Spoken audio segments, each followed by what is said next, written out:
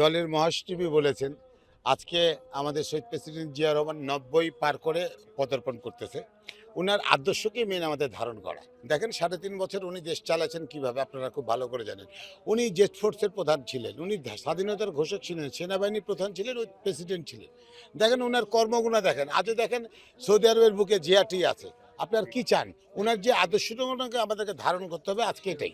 আমাদের উনার আত্মার মাগফিরাত কামনা করে গেলাম আমরা জাসেস পরিবার থেকে, পলাশ আছে, আমরা সবাই আছি।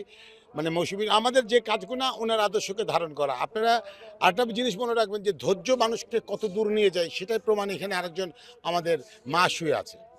গণতন্ত্রের মা, আপসীর নেত্রী বেগম খালেদা জিয়া ১৫ বছর ১৬ বছর অত্যাচারের সেই বর্ণনাটা যে আপনারা তুলে ধরেন, এটা আপনারা সবাই জানেন যেহেতু আপনারা টেলিভিশনের মিডিয়ার মানুষ। আমাদের সরাসরি যে কথাটা আমরা আদর্শকে ধারণ করতে চাই।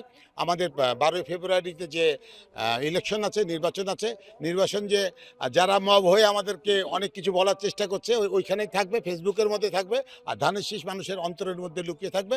১২ তারিখে বোঝা যাচ্ছে আমরা ইনশাল্লাহ আসতেছি, আমরা দেশ পরিচালনা করব।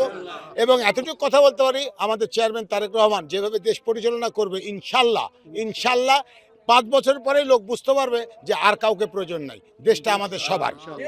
মানুষের পাশে থাকেন, মানুষকে পাশে রাখেন।